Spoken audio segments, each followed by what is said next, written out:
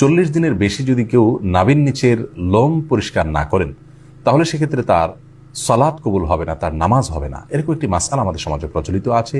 কোরআন এবং হাদিসের আলোকে এটি কতটা সঠিক আমরা সে বিষয়ে জানার চেষ্টা করব।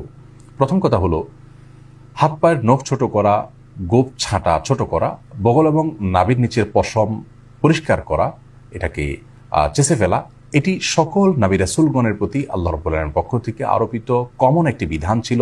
সকল নবী রাসূলগণের কমন একটি সুন্নাহ ছিল, যে সুন্নাহ সকল নবী রাসূলদের জন্য প্রযোজ্য ছিল। একজন ইমানদারের জন্য সেটি অবশ্যই অনেক বেশি গুরুত্বপূর্ণ। আনাস ইবনে মালিক রাদিয়াল্লাহু তাআলা আনহু একটি হাদিস বর্ণনা করেছেন, যেটি সহিহ মুসলিমে বর্ণিত হয়েছে, সুনান নাসাঈ এবং মুসনাদ আহমদ সহ বিভিন্ন হাদিস কিতাবে বর্ণিত হয়েছে। সেখানে তিনি বলেছেন যে রাসূল আকরাম সাল্লাল্লাহু আলাইহি ওয়াসাল্লাম আমাদেরকে এই কাজগুলো করবার জন্য, অর্থাৎ হাত পায়ের নখ ছোট করা, গোপ ছোট করা, বগল এবং নাভির নিচের পশম পরিষ্কার করা, চাষা, এই কাজের জন্য তিনি আমাদেরকে সময়সীমা নির্ধারণ করে দিয়েছেন 40 দিন। অর্থাৎ 40 দিন পর্যন্ত কেউ যদি বিলম্ব করেন তাহলে সেটি জায়েজ আছে, যদিও এত বেশি বিলম্ব না করে প্রতি সপ্তাহে একবার পরিচ্ছন্ন করতে পারে সেটি উত্তম ভালো কাজ। যত বেশি পরিষ্কার রাখা যায় এগুলো ততই ভালো।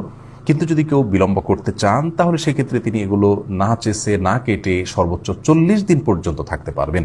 40 দিনের পর যদি তিনি না কেটে থাকেন তাহলে সেটি তার জন্য গুনাহের কারণ হবে। সে কারণে তিনি আল্লাহর কাছে পাপী হিসাবে বিবেচিত হবেন। কিন্তু এর কারণে তার সালাত হবে না, তার নামাজ কবুল হবে না, এরকম কোনো কথা হাদিসের কোথাও বলা হয়নি। সালাত বা নামাজ বিশুদ্ধ হওয়ার সম্পর্ক হলো সালাতের যে শর্ত আছে সেই শর্তগুলো তিনি সঠিকভাবে আদায় করেছেন কিনা এর উপর নির্ভর করে।